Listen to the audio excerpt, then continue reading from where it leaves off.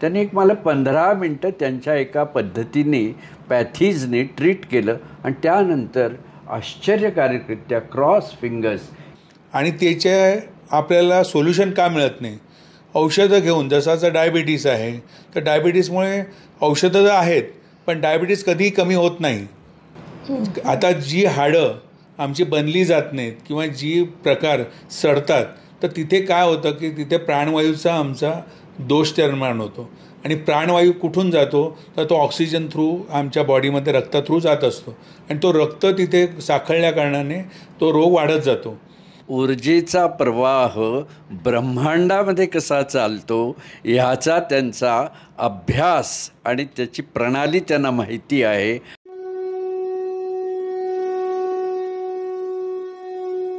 नमस्कार. श्री ज्योतिष संशोधन केंद्राच्या सर्व अभ्यासकांचं, ज्योतिषप्रेमींचं, आमच्या प्रेक्षकांचं मनपूर्वक स्वागत. ज्योतिषशास्त्र हे अगाध आहे. किंबहुना खरं सांगायचं तर भारतीय संस्कृतीतील प्रत्येक शास्त्र अगाध आहे. योग, आयुर्वेद आणि ज्योतिष हे समकालीन शास्त्र आहे आणि हे तिन्ही एकाच काळात आले जे आजही आपलं जीवन सुखद आणि सुखकर बनवतात. सबसे बडा सुख निरोगी काया हे आपण रोज ऐकतो आणि खरं सांगायचं तर आरोग्य हा प्रश्न घेऊन झोपेतून उठतो आणि आरोग्य हा प्रश्न घेऊन झोपतो. हे असं का झालं आहे? आपली दैनंदिन जीवनशैली कुठे बिघडली आहे का? याला आपण नैसर्गिकरित्या समृद्ध करू शकतो का? आपल्या शास्त्रात, आपल्या संस्कृतीतले उपाय वापरून आपण आपलं आरोग्य सुसमृद्ध करू शकतो का? हा प्रश्न मला पडला आणि आपल्या सगळ्यांच्या ओळखीचे आवडते दिग्गज वास्तुतज्ञ श्री नरेंद्र सहस्त्रबुद्धे सर यांनी मला मार्गदर्शन केलं. ते म्हणाले त्यांच्या ओळखीचे एक डॉक्टर आहेत, डॉक्टर बेंडाळे, त्यांनीच त्यांची ओळख करून दिली. खरं तर नियमाप्रमाणे मी आता डॉक्टर बेंडाळे सरांची ओळख करून दिली पाहिजे, पण आपण आज नियम तोडूया. आपण त्यांची ओळख त्यांच्याकडनंच करून घेणार आहोत आणि नंतर मी टप्प्याटप्प्याने अजून त्यांचं कार्य काही सांगता आलं तर सांगेल. पण त्यांचं कार्य इतकं अगाध आहे आणि अशी प्रत्येक व्यक्ती की ज्याला आरोग्य संपन्न आयुष्य जगायचं आहे त्यांच्यासाठी आजचं पॉडकास्ट हे अत्यंत महत्त्वाचं होणार आहे. त्यामुळे सगळ्यांनी हे पॉडकास्ट शेवटपर्यंत बघावं.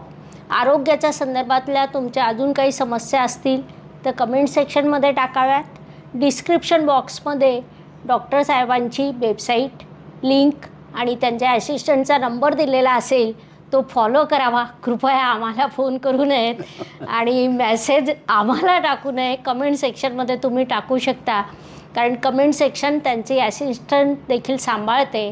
त्यामुळे ते तुम्हालासुद्धा योग्य उत्तरं लगेच त्वरित प्राप्त होतील. मी सर्वप्रथम दिग्गज ज्योतिषी आपले नेहमीचे मार्गदर्शक गुरुवर्य नरेंद्र सहस्त्रबुद्धे सरांच्या मनापासून स्वागत करते की त्यांनी ही संधी आम्हाला दिली. त्याशिवाय डॉक्टर बेंडाळे सरांचं स्वागत करते. मी तुमची ओळख अजून करून दिलेली नाही आहे. मला वाटतं सर तुम्ही तुमच्या अनुभवापासून सुरुवात करता का? बेंडाळे सरांना मी एक मिरॅकल मॅन असं म्हणतो. बरं. कारण मला साधारणपणे आंघोळीला 3 ते 4 मिनटंसुद्धा उभं राहता येत नव्हतं. अशी परिस्थिती लोअर बॅक पेन, स्टेनोसिस या प्रकारामुळे झालेली होती. त्यावेळेस पूर्ण भारतातल्या सर्वोच्च अशा सर्जनचं सुद्धा मी दिल्लीत ओपिनियन घेतलं होतं आणि सर्व सर्जनने असं सांगितलं होतं ह्याला उपाय काय नाही, ह्याला सर्जरीच करावी लागेल. पण माझे फिजिशियन डॉक्टर प्रयाग यांनी सांगितलं निर्धास्तपणे तुम्ही अमेरिकेला जा, तुम्हाला यापासून काहीही प्रॉब्लेम होणार नाही. पण ह्या सर्व काळामध्ये ज्या काही डेव्हलपमेंट व्हायला पाहिजे होत्या त्या तशा काही औषधोपचारामुळे होऊ शकल्या नाहीत. एकदा आमची इजिप्तची जी क्लायंट आहे, फार मोठी क्लायंट, तिने मला ह्यांचा संदर्भ सांगितला. पण तिला माहिती मी होऊन काही जाणं शक्य नाही. तर तिने त्यांना एखाद्या हनुमंताने जसे औषध ती पर्वत आणला त्याप्रमाणे बेंडाळे साहेबांना गाडीत घालून ती आमच्या ऑफिसला आली आणि त्या क्लायंटनी त्यांना आणल्यानंतर त्यांनी एक मला 15 मिनटं त्यांच्या एका पद्धतीने पॅथीजने ट्रीट केलं आणि त्यानंतर आश्चर्यकारकरित्या क्रॉस फिंगर्स की 25 मिनटं मी कंटिन्युअस चालून येऊ शकलो. आणि हा मिरॅकलचा जो भाग आहे तो 20 मिनिटाच्या ट्रीटमेंटमध्ये त्यांनी करून दाखवला. तर त्या सिस्टीमला नाव त्यांच्या मीच दिलेलं आहे की मायक्रो सर्क्युलेशन सिस्टीमचे तुम्ही मास्टर आहात. अशा पद्धतीनं त्यांची माझी ओळख झाली. त्याच्यानंतर एक मुंबईतल्या नंबर 1 एम्ब्रिओलॉजिस्ट आहेत, मोठ्या डॉक्टर आहेत, की त्या जिना चढू शकत नव्हत्या काही. आणि त्यांना सर्व डॉक्टर्सने असं सांगितलं होतं की उरलेल्या आयुष्यामध्ये पेन मॅनेजमेंटशिवाय दुसरा उपाय नाही. पेन मॅनेजमेंट म्हणजे ते अनेस्थेटिक टाईपची इंजेक्शनं देतात, काही पॅड्स देतात. आणि त्यांचं वय साधारण आत्ता 60 वर्षाचं असेल. A very active lady like you अशा आहेत त्या. तर त्या मला असं म्हणाल्या की असं असं झालं आहे सहस्रबुद्धे सर. तर मी म्हटलं की तुम्ही चला माझ्याबरोबर, मी तुम्हाला घेऊन जातो एका मिरॅकल मॅनकडे. आश्चर्य वाटेल, त्यांच्या जिन्यामध्ये त्यांनी उंच जिना आहे, त्यांनी अशी खुर्ची ठेवली, लिफ्ट अशी लिफ्ट करणारी ती चेअर आहे. त्या चेअरवर बसून मॅडम त्या वर गेल्या. नंतर बेंडाळे साहेबांनी त्यांना 15 मिनटं ट्रीट केलं आणि नंतर सांगितलं की उठा, जिना उतरून खाली जा आणि वर चढत या.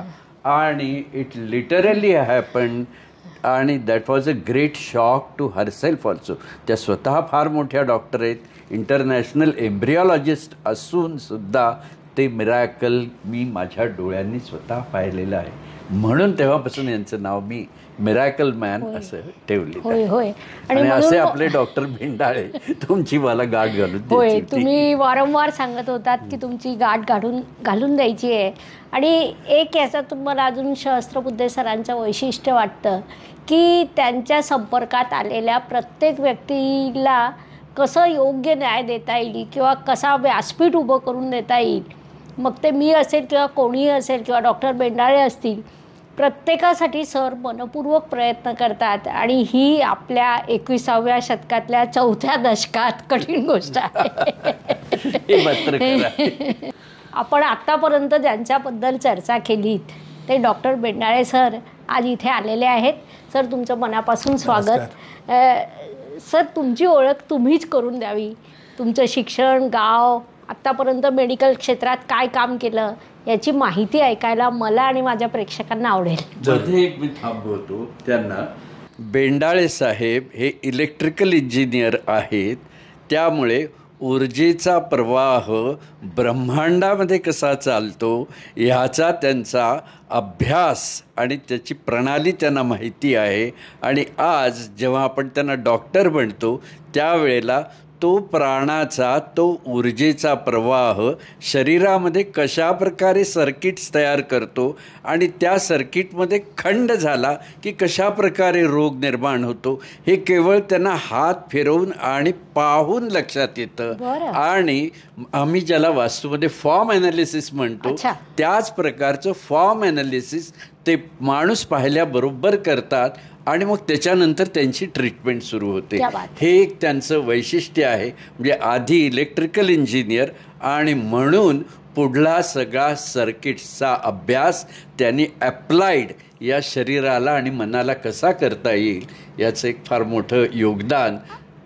आधी प्रेक्षकांची उत्सुकता खूप ताणण्यात अर्थ नाही, कारण आता प्रेक्षक डॉक्टर बेंडाळ्यांना पाहू इच्छित आहेत. नमस्कार, मी विवेक बेंडाळे बोलतो आहे. मी ए अर्थ फाउंडेशनचं फाउंडर आहे. जी संस्था आमची मुंबईमध्ये लोअर परल आणि अंधेरी स्थित आहे. आणि ह्या करण्यामागेचा उद्देश जो होता बेसिक, की आपल्याला जे काही क्रॉनिक डिसीज होतात ते का होतात आणि त्याचे आपल्याला सोल्युशन का मिळत नाही. औषधं घेऊन, जसं डायबिटीस आहे तर डायबिटीसमुळे औषधं तर आहेत पण डायबिटीस कधीही कमी होत नाही. आणि हळूहळू तुमच्या त्या नसांवरती दुष्परिणाम होऊन नसा बंद पडतात, कलर पायाचे चेंज व्हायला लागतात आणि मग तुम्हाला तो डायबिटीसवाला सांगतो की डायबिटीस कंट्रोल करा तुम्ही, तेव्हा तुमचं हे बरेल. पण डायबिटीस कंट्रोलचा आणि ह्याचा संबंध नसतो. त्या औषधांमुळे पण काही साईड इफेक्ट आलेले असतात आणि त्यामुळे हे प्रॉब्लेम पुढे पाय कापण्यापर्यंत जातात. आणि अशा जवळच्या काही लोकांची मी गोष्ट बघितली आहे की जे आत्ता बरे होते आणि 4 महिन्यामध्ये डायबिटीस शूट झाला आणि मग त्यांना पायामध्ये इन्फेक्शन झालं आणि 15 दिवसात त्यांचा पाय कापला आणि काही दिवसांनी ते एक्सपायर झाले. याचं कारण काय की हे जे शरीरामधलं सर्क्युलेशन आहे ते वीक झाल्यामुळे ते औषधं काम केली जात नाही आणि औषधं तिथे न पोचल्यामुळे तो भाग लवकर त्रासात येतो आणि तो कापला जातो. तर ह्या सगळ्या गोष्टी बघितल्यानंतर माझ्या लक्षात आलं की हे का होतं असं. तर त्याच्यामध्ये मी डीप स्टडी केल्यानंतर लक्षात आलं की मायक्रो सर्क्युलेशनमुळे ह्या डिसीज होतात. तर आपल्या पूर्ण जगभरामध्ये 800 डिसीज म्हणजे 800 थिसीज असे लिहिल्या गेल्या आहेत मायक्रो सर्क्युलेशनवरती, की ज्याच्यामुळे कळलं की मला अभ्यास करता आला की बाबा ह्या डिसीज का होतात. तर मी बघितलं की मायक्रो सर्क्युलेशन हा पूर्ण शरीराचा एक भाग आहे आमच्या आणि तो कुठेही खंडित झाला की कुठला कुठला रोग लागतो. मग नावं वेगवेगळी, कोणाला हाडांचा रोग झाला, कोणाला डायबिटीसचा झाला, कोणाला गँग्रीन झालं, कोणाला लेडीजला व्हेरिकोवेन्स झाल्या, कोणाला त्या व्हेरिकोवेन्समुळे अल्सर झाला, कोणाला हार्ट प्रॉब्लेम सुरू झाला. तर ह्या सगळ्या गोष्टी एकमेकांना रिलेटेड आहे, पण त्याचा सर्वांचा केंद्रबिंदू जर बघितला तर मायक्रो सर्क्युलेशन. आणि मग मी त्या मायक्रो सर्क्युलेशनच्या पाठी लागल्यानंतर त्याचं रिसर्च करत गेलो. मग मला वाटलं की आता जगामध्ये आपल्या पॅथी आहेत किती, म्हणून मग मी पहिलं ॲक्युप्रेशर, ॲक्युपंक्चर, नॅचरोपॅथी, त्याच्यानंतर अमेरिकन कॅरोपॅक्टर्स, मग कोरियन कपिंग थेरपी सगळ्या शिकल्यानंतर, कलर थेरपी सगळ्या शिकल्यानंतरसुद्धा मला सॅटिस्फॅक्शन झालं नाही की ह्या सगळ्या करून माणसं बरी होतात. मग मी माझी स्वतःच्या काही ट्रीटमेंट्स डेव्हलप केल्या आणि काही ह्याच्या ट्रीटमेंटच्या मी आता पॅटर्न घेतलेलं आहे आणि त्या इतक्या उत्कृष्ट झाल्या आहेत की त्याच्याने आमच्या बॉडीचं सगळं मायक्रो सर्क्युलेशन सुरळीत होऊ शकतं आणि आम्ही 30 वर्ष जवान होऊ शकतो. आता जी हाडं आमची बनली जात नाहीत किंवा जी प्रकार सडतात तर तिथे काय होतं की तिथे प्राणवायूचा आमचा दोष निर्माण होतो आणि प्राणवायू कुठून जातो तर तो ऑक्सिजन थ्रू आमच्या बॉडीमध्ये रक्त थ्रू जात असतो आणि तो रक्त तिथे साखळल्या कारणाने तो रोग वाढत जातो. मग तिथे रक्त कसं पोचवलं जाईल तर ह्याला आपल्याकडे कुठल्याही पॅथीमध्ये असं सोल्युशन नाही की जिथे रक्त पोचलं जाईल. पण मी जे डीटॅक म्हणून एक ट्रीटमेंट डेव्हलप केलेली आहे त्याचं पॅटर्न घेतलं आहे, त्याच्याने कुठल्याही अवयव आम्ही बरा करू शकतो आणि ह्याचा मला 20 वर्षाचा अनुभव आलेला आहे आणि आतापर्यंत कुठलाही डिसीज असा झाला नाही की जो बरा झाला नाही. मग तो ब्रेनचा असू देत किंवा कुठे स्किनचा असू देत किंवा हाडांचा असू देत. आता हाडांचं जर तुम्ही घेतलं तर लोक म्हणतात की वय झाल्यानंतर 25 वयानंतर तुमची हाडं बनत नाहीत. बरोबर. मग तुम्हाला ते कुठे समजा तुम्ही पडलात तर तुम्हाला नी सर्जरी किंवा कार्टिलेज तुमचं टेअर झालं तर डॉक्टर सगळे म्हणतात की तिथे रक्त पोचत नसल्याकारणे ते बनणार नाही, त्यामुळे आपल्याला त्याला सर्जरी करणं भाग आहे. परंतु ह्या मायक्रो सर्क्युलेशनमुळे आता असं साध्य झालं आहे की कार्टिलेज, तुमचे लेगामेंट्स, तुमच्या सगळ्या टोटल हाडांची वाढ ही त्याच्याने आपोआप होते विदाऊट न काही मेडिसिन घेता.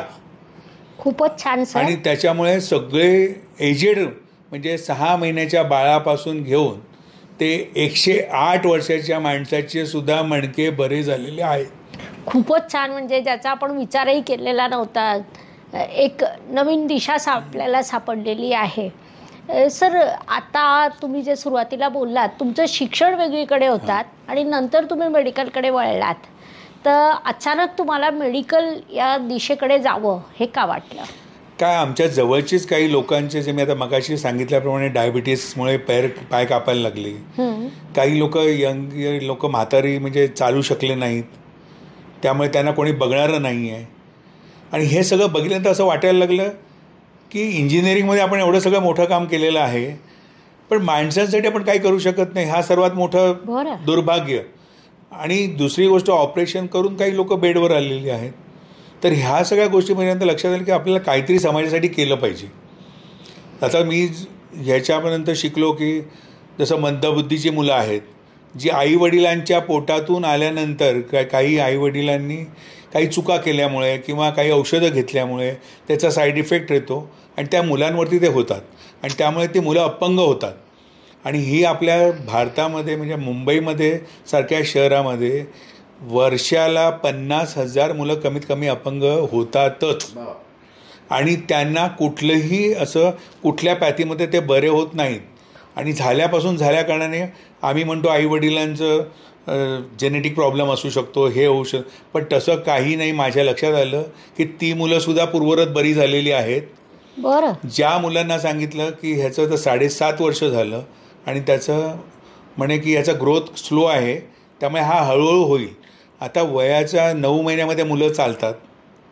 7.5 वर्षापर्यंत ते बोलत नाही, ते चालत नाही, ते उभं राहू शकत नाही. आणि त्यांचे आईवडील बिचारे प्रयत्न करत आहेत, याला म्हणजे स्पीच थेरपी द्या, ही थेरपी द्या, ती थेरपी द्या, तरी ते बोलत नाहीत. मग ज्यावेळेला माझ्या सानिध्यात आले त्यावेळेला मी त्यांना म्हटलं की तुम्ही मला चान्स द्या, मी त्यांच्यावरती ट्रीटमेंट करतो. आणि त्यावेळेला ती मुलं 1 महिन्यामध्ये उभी राहायला लागली आहे. फार मोठा सर्जन आहे इथे औंध भागामध्ये राहणारा. त्याचा एक छोटा मुलगा आहे जो ॲब्सल्युटली चालू शकत नव्हता, ज्याचा व्हिडिओसुद्धा यांनी काढलेला आहे. तर आमच्या ऑफिसमध्ये नेमके त्यावेळेस बेंडाळे साहेब आले होते. त्यांचं वास्तूचं काम माझ्याकडे होतं, निकम म्हणून. तर ते म्हणाले मी करू का ह्याला ट्रीटमेंट. मला तर खरं भीती वाटली. म्हणजे एवढं लहान मुलं आणि हा एवढा मोठा माणूस आणि कसं काय सगळं जमायचं. पण खरोखर सरप्रायझिंगली बेंडाळे साहेबांनी त्याला 20 मिनटं ट्रीट केल्यानंतर द वे इन विच तो मुलगा सरळ चालू शकला ऑफिसमध्ये, जो झोकांड्या खात चालत होता तो सरळ चालू शकला. आणि त्याचा व्हिडिओ जेव्हा त्याच्या वडिलांना त्या मुलाच्या आईनी पाठवल्या तेव्हा तो सर्जन माणूस आमच्या ऑफिसला आला की हा काय मिरॅकल आणि हा काय प्रकार आहे. This is micro circulation and great Bendale. खूपच ग्रेट. म्हणजे आताही आपल्याकडे अनेक केसेस अशा असतातच. लहान मुलांचे आईवडील जेव्हा त्यांचे प्रश्न सांगतात आणि त्यामुळे एक तर आई घरी राहते किंवा वडील घरी राहतात, म्हणजे त्यांचं आयुष्य जवळपास त्या बाळाभोवती पूर्ण पॅक झालेलं असतं. आणि बाळही सुधरत नाही आणि आई वडील बिचारे त्रासात असतात. फक्त दर महिन्याला मेडिकलचा खर्च, अल्टरनेट त्यांची ड्युटी लागलेली असते त्या बाळाभोवती. पण त्यांचं डे टू डे आयुष्य अगदी उद्ध्वस्त झालेलं असतं खरं सांगायचं तर. खूपच उपयुक्त आहे. म्हणजे जसं आता सरांनी सुद्धा सांगितलं, तर गरजवंतांनी नक्कीच या शास्त्राची मदत घ्यायला पाहिजे. हा नंतरचा प्रश्न झाला, प्रश्न निर्माण झाल्यानंतरचा. परंतु अशा प्रकारचे प्रश्न निर्माण होऊ नये, माणसाने मुळातच निरोगी राहावं, यासाठी आपण काय करू शकतो? ह्याच्याकरता आता मी नेहमी लोकांना सांगतो की तुम्ही तुमचा आहार विहार हे नक्की आहे, परंतु त्याच्यापेक्षा सर्वात महत्त्वाचं तुमची बॉडीची जी अलाइनमेंट आहे, तुमचा जो मणका आहे तो मणका नेहमी सरळ असला पाहिजे. बरं. आणि आता तुम्हाला मी थोडक्यात सांगायचं म्हणजे की ज्या वेळेला तुम्हाला आता मला MRI लागत नाही बघण्यासाठी किंवा कुठलाही रिपोर्ट लागत नाही, फक्त मनुष्य समोर लागतो. त्याचं कारण काय की त्याला ज्यावेळेला आम्ही बघतो त्यावेळेला त्याच्या मणक्याची जी पोझिशन असते जशी शिफ्ट झाली असेल त्याप्रमाणे त्याला रोग असतो. जसं ज्योतिषशास्त्रामध्ये आपण म्हणतो की हा ग्रह असला म्हणजे हा प्रॉब्लेम येणार आहे, तसं आमचं शरीरशास्त्र सरळ सरळ समोर सांगतं की ह्या माणसाला आता जर वरचा जो मणका त्याचा असा क्रॉस झाला असेल तर त्याला कफपासून सुरुवात होते, मग मायग्रेन होणार, मग डिप्रेशन येणार. आता लक्षात येईल ह्याच्या पुढे की ज्या गृहस्थांना किंवा ज्या मुलांना किंवा ज्या आईवडिलांना डिप्रेशनचा त्रास आहे तो कुठलाही डिप्रेशनचा मनुष्य तुम्हाला सरळ असा मणक्याचा दिसणार नाही. तो हळूहळू वाकडा झालेला असेल आणि जसा जसा तो औषधं खाऊन किंवा कुठली गोष्ट खाऊन ट्रीटमेंट करतो तरी तो सरळ होत नाही, त्यामुळे तो परमनंट बरा होऊ शकत नाही. पण तोच मनुष्य, तोच मणका जर आम्ही ट्रीट केला आणि प्रॉपर तो मणका जागेवर आणल्या त्याचे सगळे डिसीज पळून जातात आणि तो विदाऊट मेडिसिन बरा होतो. खूपच छान सर. एक वेगळा दृष्टी दिसली. आणि आतासुद्धा आम्ही जेव्हा रस्त्याने जाऊ किंवा आमचे प्रेक्षक जातील तेव्हा रस्त्याने चालणाऱ्या माणसाचा पाठीचा मणका पाहून आम्हाला बरंच काही लक्षात येईल. त्याच पद्धतीने आज काय झालेलं आहे, लहान मुलांपासून प्रौढांपर्यंत प्रत्येकाला काहीतरी आजार आहे. मग एखादी घटना असते, तिच्या मागे कारण असतं. तर त्यातलं एक तुम्ही सांगितलं. आता अजून अशी काही कारणं आहेत का? हो, आहेत ना. आता लहानपणी जेव्हा आम्हाला, जसं मी सांगितलं की ब्लड सर्क्युलेशनचा प्रॉब्लेम झाल्यानंतर त्यांची ग्रोथ होत नाही, तर ती ग्रोथ थांबली जाते. तसंच एजेड पर्सनमध्ये समजा एक 40-50 वयानंतर माणूस धडपडत असतो, काम करत असतो आणि चालता चालता कुठेतरी पडतो, कुठे त्याला लागतं त्यावेळेला त्याचे काही लेगामेंट्स तयार होतात. बरं. आणि ते लेगामेंट्स तयार झाल्यानंतर तो तसाच थोडी फिजिकल एक्सरसाइज करून टाळण्याचा प्रयत्न करतो आणि पेन किलर खात असतो. तर ते पेन किलर खाऊन तो गुडघा काही बरा होत नसतो. परंतु तुम्हाला असं वाटतं की आज मी गोळी खाल्ली, आज मी ऑफिसला जाऊ शकली. बरं. पण 4 दिवसानंतर तुमचं पेन जेव्हा वाढतं आणि त्यावेळेला डॉक्टर सांगतं की आता तुम्ही MRI काढून बघा, तेव्हा तुमचा अजून गुडघा बाद झालेला असतो. म्हणून तुम्ही ज्यावेळेलाही पडतात धडतात त्यावेळेला जर त्याची नुसती अलाइनमेंट जर शिफ्ट झाली तर तुम्ही ताबडतोब 10 दिवसात बरे होऊ शकतात. आणि असं वय मर्यादा नाही. म्हणजे मी 70 वर्षाच्या ग्रस्तांची सुद्धा गुडघे जे 5 वर्ष दुखत होते ते निव्वळ अलाइनमेंट सरळ केल्यानंतर त्यांचे 50% पेन निघून गेलं आहे. बरं. आणि ती अलाइनमेंट जर बरी झाली तर ते लेगामेंटसुद्धा बनावे लागतात आपोआपच. कारण घर्षणामुळे हे होत असतं. आणि घर्षणं बंद करण्यासाठी आपल्याकडे कुठली पॅथी नाही आहे. बरोबर. हे छानच. आणि जसं तुम्ही पहिला प्रश्न पहिल्यांदा सांगितलं की बॉडी पॉस्चर बदलल्यामुळे सगळे त्रास होतात. मग बॉडीचं पॉस्चर कशामुळे बिघडतं? आता ह्याच्यामध्ये आमच्या एक लाईफस्टाईल, बसणं उठणं किंवा शरीरामध्ये जसं आता आम्ही भरपूर प्रमाणामध्ये गॅस होणारे पदार्थ खाल्ले तर पोटामध्ये वायू तयार होतो आणि तो वायू आमच्या शरीरामध्ये फिरत असतो. आणि जेव्हा तुम्ही रॉंग पोस्चरला बसता त्यावेळेला तिथे एक पोकळी तयार होते आणि त्या पोकळीमध्ये तो गॅस जाऊन बसतो आणि तो गॅस बसल्यामुळे तिकडचा डिसीज सुरू होतो. म्हणजे सुरुवात कुठे होते? त्या गॅसमुळे, परंतु त्याचं रूपांतर होतं हाडांमध्ये. बरं. आणि पुढे जाऊन जसं आता तुम्ही म्हटलं आयुर्वेदामध्ये सांगतात की हाडांचे रोग झाले म्हणजे आर्थरायटिस झाला, ऑस्टिओपोरोसिस, ते सगळे वायूचे दोष आहेत. म्हणजे याचं मूळ कारण कुठे आलं? वायू. म्हणून तुम्ही पोटाकडे एक लक्ष दिलं पाहिजे. तर ते दिल्यामुळे तुमचे पोस्चर जरी वाईडे वागणार तर लवकर त्रास होणार नाही. म्हणून खाण्यामध्ये पण कंट्रोल केला पाहिजे की ज्याच्यामुळे माझं स्टमक हमेशा चांगलं आहे. कारण जर तुमचं पोट खराब राहिलं तर तुम्हाला 80 रोग होऊ शकतात. त्यामुळे 80 डॉक्टर्स लागू शकतात. पण त्याचं सगळ्याचं मूळ कारण औषध गोळ्या हे नाही आहे. ह्याचं मूळ कारण तुम्ही स्वतःच्याच घरी फक्त पोट साफ केलं, 8 दिवसातून एकदा करत जा. आणि तुम्ही हा आता व्हिडिओ बघितला असेल त्याच्यानंतर प्रॅक्टिकलमध्ये अनुभव घ्या आणि आम्हाला अनुभव सांगा की आता माझे अर्धे रोग पळून गेलेले आहेत. बरं. सर, एक काळ असा होता की 90% नॉर्मल डिलेवरी व्हायच्या आणि 10% C-सेक्शन असायचं. किंवा स्त्रियांच्या संदर्भातले अनेक वेगवेगळे आजार आज खूप तीव्रतेने समोर येत आहेत की जे आपल्याकडे नावंसुद्धा नव्हती किंवा यादीत नव्हती, परंतु ती आज खूप मोठ्या प्रमाणावर येते. तर त्याबद्दल काय सांगाल? आता खरं सांगायचं म्हटलं ना तर स्त्रियांना होणाऱ्या सर्वात रोगाचं महत्त्वाचं मूळ कारण जे आहे त्या लेडीज लोकांना व्हेरिकोवेन झालेले आहेत. पायामध्ये रक्त साखळायला लागतं. आणि जर तुम्ही बघितलं असेल तर आज 50% लहान मुलींपासून म्हणजे 14 वर्षाच्या मुलीपासून घेऊन ते 80 वर्षाच्या म्हाताऱ्यांपर्यंत त्यांच्या पायाचा जो शेप तुम्ही बघितला ते एखाद्याचा काफ वाढलेले आहेत, तर एखाद्याचा पाय बारीक झाला आहे आणि काफ वाढले आहेत, काहींचे हिप वाढले आहेत, काहींचे बंप वाढले आहेत. आता जर मुलगी 25 ते 30 वर्षाची मुलगी असेल आणि तिचे जर बंप असे वाढलेले असतील पाठून, ती चालताना जरा वाकडी चाललेली दिसेल तुम्हाला, तर त्या मुलीला मुलं होण्याच्यासाठी प्रॉब्लेम होणार. बरं. आता तिचे रिपोर्ट जेव्हा तुम्ही काढणार तेव्हा सगळे नॉर्मल, पण मूल होत नाही.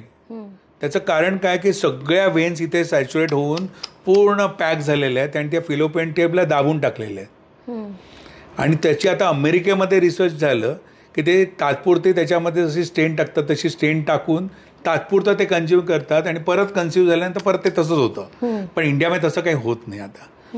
तर त्याच्यामुळे ह्यांना जे त्रास आहेत त्या व्हेरिकोवेन्समुळे होतात आणि ह्या व्हेरिकोवेन्समुळेच हे मग इकडचा भाग वीक होणं, मग डिलेवरीसाठी प्रॉब्लेम होणं, मग तिला हार्ट प्रॉब्लेम सुरू होणं, हे सगळे आज बघितलं तर मेजर हार्ट प्रॉब्लेम लेडीजना आहेत. याचं कारण काय आहे? व्हेरिकोवेन्स, की यांचं सेकंड हार्ट बंद आहे. आम्हाला 2 हार्ट आहेत, एक पायाकडे असतं काफकडे आणि एक आमच्या छातीकडे. तर आम्ही नेहमी ह्याचाच लक्ष देत असतो आणि ह्याच्याकडे लक्ष नसतं.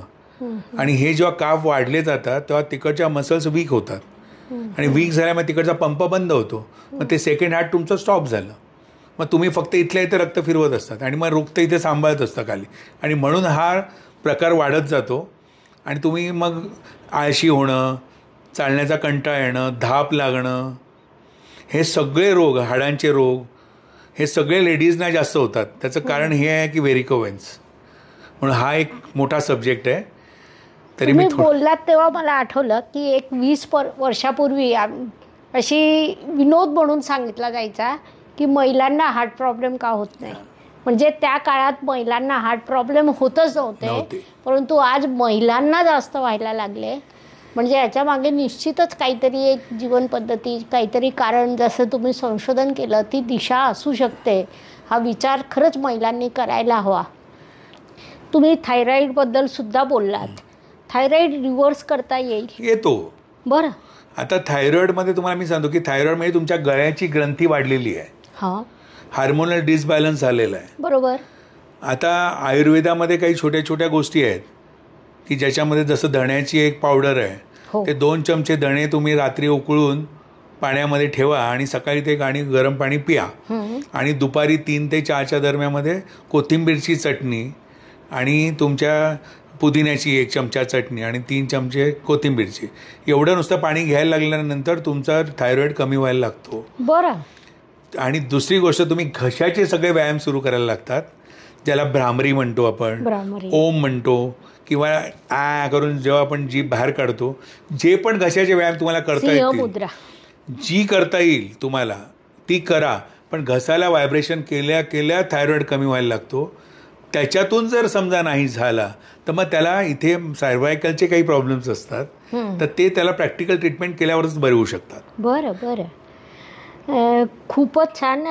सर, अलीकडे हिलिंग या विषयाला खूप महत्त्व प्राप्त झालेलं आहे. त्याचं काय कारण असेल? आता मी एक सांगतो की सर्वात महत्त्वाचं काय आहे की हिलिंग हा शब्द काय आहे की बरं होणं. म्हणजे एक हिलिंग करणाऱ्याचे पण विचार काय की बाबा ह्याला बरं करणं आहे. बरोबर. आणि जो पेशंट असतो त्यालाही वाटतं की मला कोणतरी ब्लेसिंग देतोय. हा 2 प्रकार आहेत. परंतु माझा ह्याच्यामध्ये थोडासा वेगळा प्रकार आहे की ज्या वेळेला आमच्या शरीरातला प्राणवायू ज्या भागामध्ये बंद पडला जातो, कमी पडला जातो, त्यावेळेला तिकडचा डिसीज सुरू होतो. त्यामुळे सर्वात महत्त्वाचं माझं असं म्हणणं असेल तर तुमच्या शरीराचं जे सर्क्युलेशन आहे ते नेहमी मेंटेन राहिलं पाहिजे. ते जर झालं तर तुम्हाला कुठल्याही गोष्टीची गरज पडत नाही. बरोबर आहे. आयुर्वेद, ॲलोपॅथी, युनानी, होमिओ यामध्ये याच प्रकारचं काही प्रतिबिंब दिसून येतं का? आता काय आहे की जसं आता मी सांगितलं की हा मायक्रो सर्क्युलेशन हा जो सब्जेक्ट आहे ना, हा सगळ्यांच्या पहिला, म्हणजे माझं जे शरीर झालं आहे, जसं आईच्या पोटातून बाहेर आलं बाळ की त्याचं सर्क्युलेशन सुरू होतं.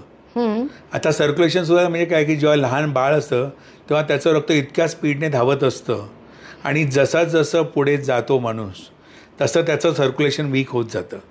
आणि ज्या माणसाचं सर्क्युलेशन वीक झालं तो सर्वात जास्त रोगट. बरं. आता जपानमधली लोक तुम्ही बघितली असतील, ती जास्त दिवस जगतात कारण का ते फुल ॲक्टिव्ह आहेत आणि त्यांच्यामध्ये खाणं पिणं आणि फिरणं हे सगळ्या गोष्टी परफेक्ट काटकक्षाने वापरतात. आणि आमच्याकडे तेवढं सोडून बाकीच्या सगळ्या गोष्टी करतो आम्ही. आणि आम्ही डायरेक्ट हेल्थवरती जातो की ज्यावेळेला आता ऑफिसला आम्ही 8 तास बसतो, 8 तासाचे कधी 12 तास बसतो आणि 12 तास झाल्यानंतर तुम्हाला असं वाटतं की हा प्रॉब्लेम झालेला आहे आता मला, मग तुम्ही सोल्युशनला निघता आणि मग एक्सरसाइजला निघतात. जसं ते योग आहे, तर योग करायला केव्हा निघता की ज्यावेळेला तुम्हाला प्रॉब्लेम येतात त्यावेळेला. मी म्हणेन की प्रॉब्लेम येऊ नये म्हणून योग केला पाहिजे. बरोबर.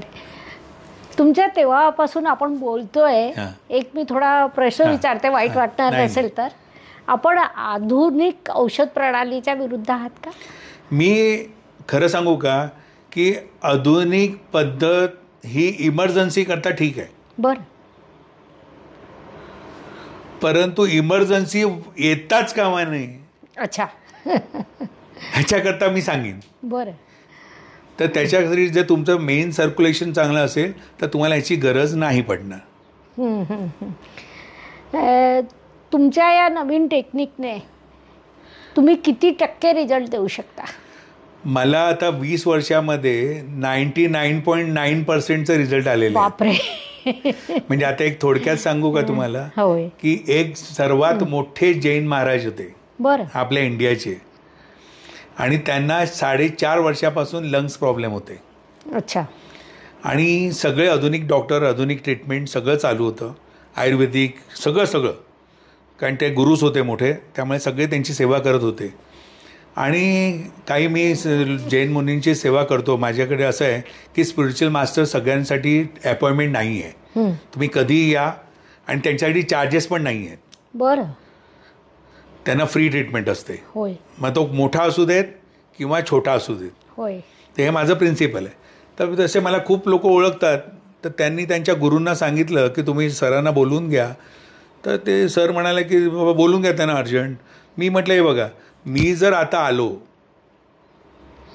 आणि जर काही प्रॉब्लेम मी सांगितले की बाबा हे गोष्ट घेऊ नका, हे करू, तर शेवटी काय होणार आहे की तुमची जैन डॉक्टर जैन, गुरु जैन, मी एक हिंदू, तर मेजॉरिटी ही तुमची आहे. त्याच्यामुळे प्रत्येक गोष्टीला अडचणी येणार आणि त्याच्यात इगो तयार होणार. तर बेटर असं होईल की ज्यावेळेला हे सगळ्या गोष्टी जर जमल्या नाहीत तर एक चान्स मला तुम्ही द्यावा.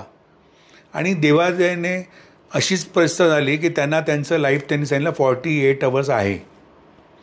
आता ह्यांना श्वास घ्यायला सुद्धा लंग्स डॅमेज झाले आहेत, त्रास होतो आहे, हे आता शक्य नाही.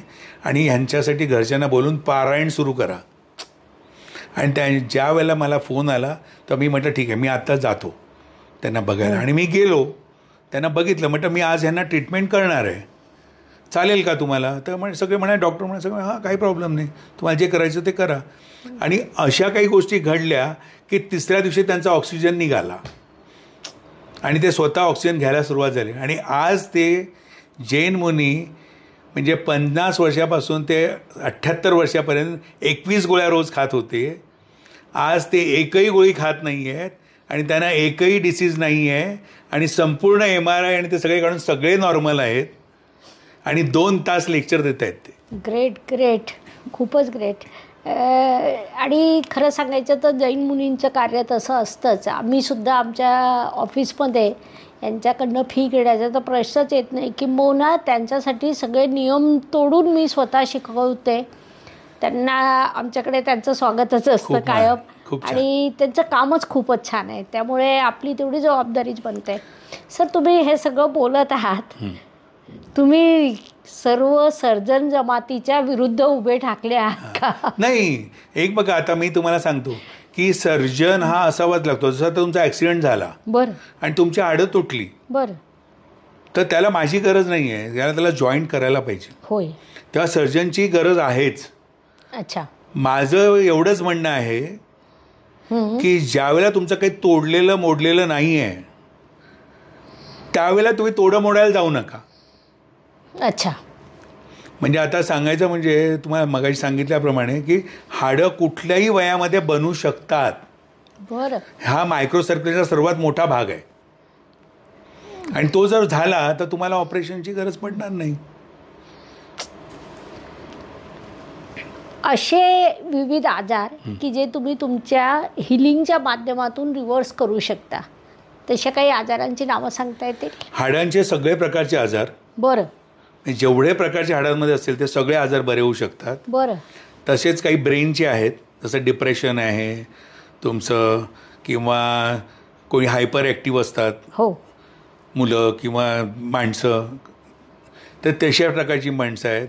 त्याच्यानंतर जसे तुमचे आज अल्सर्स म्हणतो आपण, त्याला व्हेरिकोवेन अल्सर म्हणतात. त्या अल्सरला ट्रीटमेंट नाही आहे, काय त्याचं नावच दिलं आहे नॉन हिलिंग अल्सर. म्हणजे हा कधीही ठीक होणार नाही, परंतु तोही अल्सर बरा झालेला आहे. छान. त्याच्यानंतर माझं सर्वात महत्त्वाचं ते एक मोठं मिशन आहे की नो ॲम्प्युटेशन. बरं. म्हणजे डायबिटीसमुळे जे पाय कापले जाते आता कापता कामा नये. मी असे भरपूर पाय वाचवले आहेत. माझं पेपरला सुद्धा आर्टिकल आलेलं होतं. बरं. की सकाळ पेपरला, आणि त्या पेपरच्या एका आर्टिकलवरती कमीत कमी 250 लोक जी चालू शकत नव्हती ती सुद्धा चालायला लागलेली आहेत. वा. न्यूरोपॅथीने किंवा कशा वेगवेगळ्या प्रकार. खूपच छान. आता अनेकांना असं वाटत असेल की हो आपण सरांशी संपर्क करावा, तर सर जर तुम्हाच्या सोबत संपर्क करायचा असेल तर ते आमच्या प्रेक्षकांनी नेमका कसा करावा?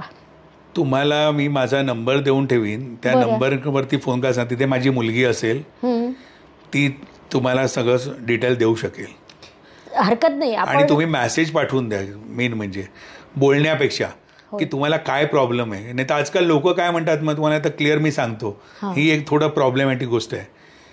पहिलं फोन करून विचारा मला हा त्रास आहे, त्याच्यानंतर सांगा मग किती दिवसात बरा होणार. बरं, आता जी गोष्ट मी बघितली नाहीये त्याचं किती डीपनेस मला माहिती नाही, आणि मी सांगा किती दिवसात बरं होणार, त्याचं उत्तर मी काय द्यायचं. बरोबर. आणि त्याच्याकरता वेळ काढत बसतात फोनवरती. त्यामुळे कृपया करून असे फोन करू नका. ज्यावेळेला तुम्हाला यायचं असेल त्यावेळेला पर्सनली तुम्ही अपॉइंटमेंट घ्या आणि त्या फोन करून तुम्ही या. त्यामुळे मी तुम्हाला व्यवस्थित टाईम देऊ शकीन आणि तुमचं व्यवस्थित निदान होईल. बरोबर.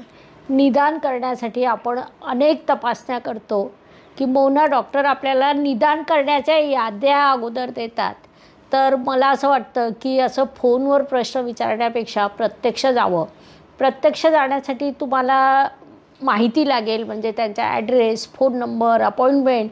त्यासाठी मी डिस्क्रिप्शन बॉक्समध्ये सरांच्या ॲसिस्टंटचा नंबर दिलेला असेल, तिथे तुम्ही संपर्क करा. मला देखील करू नका, मला देखील मेसेज करू नका, फोन अजिबात करू नका. मी कधीच कुणाचे फोन उचलू शकत नाही. कारण फोन जर मी असं ठरवलं की आपण रोज मस्त फोनवर गप्पा माराव्या, तर मला असं वाटतं 24 तासही कमी पडतील. तर फोन कृपया मलाही करू नका, सरांनाही करू नका. डिस्क्रिप्शन बॉक्समध्ये नंबर असेल, तिथे तुम्ही मेसेज करा आणि ते तुमच्यासाठी पुढची माहिती तिथे तुम्हाला प्राप्त होईल.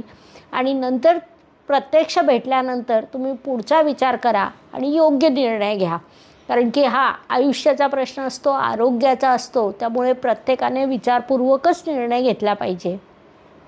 सर, वैद्यकीय दवाखान्यांमध्ये आज मोठ्या प्रमाणावर काळा बाजार चालतो, त्याला कट प्रॅक्टिस म्हटल्या जाते. त्याच्या विरुद्ध कधी तुम्ही आवाज उठवण्याचा प्रयत्न केला का? मी तुम्हाला मगाशी सांगितलं की सर्वात महत्त्वाचं, आम्हाला आवाज उठवण्यापेक्षा आम्हाला आवाज उठवण्याची वेळ आली नाही पाहिजे. बरोबर आहे. आणि म्हणून आज जे काय मी बोलतो आहे त्याचं कारणच हे आहे की मी नेहमी सांगतो की तुम्ही स्वतःच्या घरी ठीक होऊ शकतात जर काळजी घेतली तर. त्याच्यानंतर जर तुम्हाला काही प्रॉब्लेम्स आले तर तुम्ही अवश्य आम्हाला कॉन्टॅक्ट करा. आणि त्यातल्या त्यात जर मला वाटलं की जर तुम्हाला तिथे बसून बरं होता येत असेल तर मी फोनवरती सुद्धा तुम्हाला ॲडवाईस देऊ शकतो की जेणेकरून तुमचं येणं आणि माझं येणं जमणार नाही, आणि म्हणून मी वेळ देऊ नाही शकलो म्हणून तुम्ही बरं होऊ नये ही माझी भावना नाही आहे. बरं. कारण मला आज हीच भीती असते की चुकून तुम्ही कुठेतरी एखाद्या गोष्टीकडे जाऊन बसतात आणि त्यात तुमच्या 10 प्रकारच्या टेस्टिंग निघतात आणि त्याच्यामध्ये 10 प्रकारचे डिसीज होतात आणि तुम्ही स्वतः डिप्रेशनमध्ये स्वतःच पडतात. होय. की मला एवढा रोग झाला आहे का. जसं मी मग सांगितलं की अर्थरायटिस झालेलं आहे, तर हाडांचे 150 प्रकारचे अर्थरायटिस आहेत आणि सगळ्यांचं कारण मेन ब्लड पोचत नाही, वायूमुळे होतो. तर ह्या सगळ्या गोष्टींसाठी तुम्ही स्वतः काळजी घ्या आणि तुम्हाला जर काही मदत लागली माझ्याकडून तर मी अवश्य तुम्हाला देईन. होय. मोठ्या प्रमाणावर प्रेक्षकांची, पेशंटची फसवणूक होते.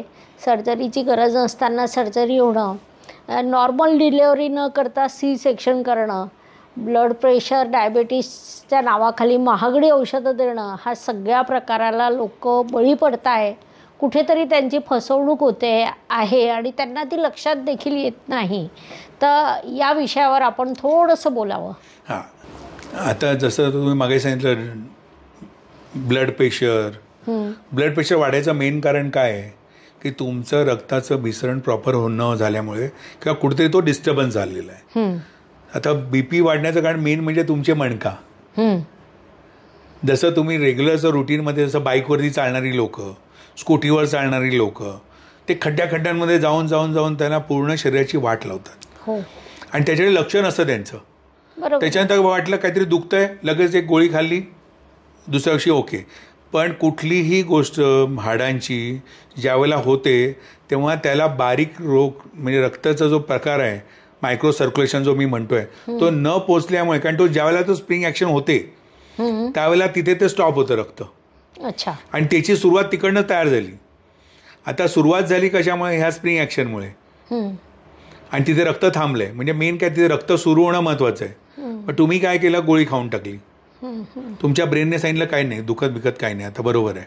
तुम्ही काम सुरू केलं, ते हळूहळू परत कॉम्प्रेस होत जाणार आणि त्याच्यामध्ये एक प्रकारचा व्हॅक्यूम तयार होतो आणि त्याच्यामुळे तुम्हाला मग डायबिटीसच्या गोळ्या खाव्या लागतात, बाकीच्या गोष्टीच्या गोळ्या खाव्या लागतात. तर त्या कृपया करून तशा गोळ्या खाऊ नका स्टार्टिंगला. पहिलं बघा. आणि मी हेही सांगेन की तुम्ही मी बोलतो म्हणून लगेच गोळ्या सोडू नका. कारण कसं असतं की रोज दारू पिणाऱ्या माणसाला जर सांगितलं की आज दारू पिऊ नकोस तर तो गडबडायला लागतो. म्हणून तुम्हाला ते स्लो प्रमाणात हळूहळू हळूहळू पण कॉन्शियस होऊन, म्हणजे आता मी सांगेन बीपीच्या गोळ्या खाऊ नका असं नाही. बीपी चेक करा.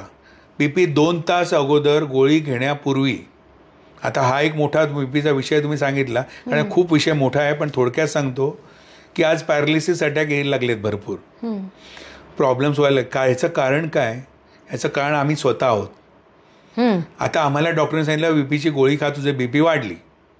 आता हा बीपी का वाढला? तर तुमच्या घरात काहीतरी इन्सिडन्स झालेला असतो किंवा तुमच्या ऑफिसमध्ये, रस्त्यामध्ये, आणि तो झाल्या कारणाने तुमचं बीपी शूट झालेला आहे आणि तो त्यावेळेचा प्रॉब्लेम सॉल्व्ह झाला तरी तुमच्या गोळ्या चालू आहेत. बरं. आणि मग तुम्ही काय, डॉक्टरने सांगितलं लाईफ टाईम गोळ्या खायला लागतात, त्यामुळे तुम्ही खात असतात. तुम्ही डॉक्टरांचा कन्सर्न करत नाही. ती गोळी आणली, रोज खात झालं, तुम्हाला वाटतं गोळी खाल्ली मी बरी आहे. पण एक वेळ असं येतं की ती गोळी खाऊन सुद्धा तुम्हाला पॅरालिसिसचा अटॅक येतो आणि डायरेक्ट हॉस्पिटलमध्ये यावं लागतं. हॉस्पिटलमध्ये गेल्या गेल्या डॉक्टर काय विचारतात की तुम्ही काय मेडिकेशन करतायत. तुम्ही सांगता बाबा ही गोळी मी खातो. ती त्याच गोळीचं, कारण त्याला माहिती असतं की ह्या गोळीमुळे ह्याचं डायबिटीस, हे बीपी कमी होतो आहे, तो त्याचाच डोस हेवी देऊन टाकणार. हो. आता तो हेवी त्या डॉक्टरची चुकी आहे का? नाही. इथे चुकी कोणाची? तुमची आहे. कारण का? की तुम्ही गोळी घेण्यापूर्वी चेक केलं नाही की तुम्हाला डायबिटीस, बीपी वाढला आहे की नाही वाढला आहे. दुसरी गोष्ट, वाढल्यानंतर 2 तासाने परत गोळी खाल्ल्यानंतर चेक करा की बीपी कमी झाला आहे की नाही, म्हणजे मला ती गोळी सूट होते की नाही. आज 50% लोकांना काय होतं की त्या गोळ्या सूट करत नाहीत. डॉक्टरांनी सांगितलं, आम्ही ती निष्काळजीपणा करतो, डॉक्टरांकडे जात नाहीत आणि त्याच गोळ्या खातो आणि त्याच्यानंतर हा असा अचानक प्रकार घडतो. म्हणून मी कृपा करून लोकांना सांगेन की तुम्ही मॉनिटर करत राहा. खूपच छान सर. आज तुम्ही खूप उत्तम ज्ञान दिलं आणि प्रेक्षकांना ते खूप उपयुक्त आहे. कारण आमच्याकडे जेव्हा जातक येतात तेव्हा आरोग्याचे ह्याच प्रकारचे वेगवेगळे प्रश्न घेऊन येतात. त्यांना सर्वांना एक वेगळी दिशा याच्यातून मिळणार आहे. तुमचे सगळ्यांचे कमेंट आले बऱ्यापैकी. तुम्हाला जर रिक्वायरमेंट असली, कारण की हा विषय अत्यंत अगाध आहे, एका पॉडकास्टमध्ये समजणं शक्य नाही आणि सरांचं ज्ञानसुद्धा खूप आहे. तर ते तुम्हाला जर पुन्हा ऐकावं असं वाटत असेल तर तुम्ही आम्हाला कमेंट सेक्शनमध्ये टाका. तुमच्या जर 1000 कमेंट आल्या तर मी सरांना पुन्हा आमंत्रित करेल. सरांनी देखील होकार दिलेला आहे. तर आता आपण इथेच थांबूया. धन्यवाद. शुभम भवतु. जय ज्योतिष. नमस्कार. शास्त्राचा अभ्यास करण्यासाठी माझी मराठीतून 11, हिंदीतून 2 अशी पुस्तकं प्रकाशित झाली आहे. विशेष बाब म्हणजे मी स्वतः संशोधित केलेली ज्योती जोशी पद्धती अर्थात जे पद्धती या विषयावर स्वतंत्र ग्रंथ उपलब्ध आहे, त्याचा देखील लाभ घ्यावा. यूट्यूबची कार्यप्रणाली ही मुख्यतः लाईक, शेअर आणि सबस्क्राईबवर चालते. Please like, share and subscribe the channel. धन्यवाद. शुभम भवतु. जय ज्योतिष.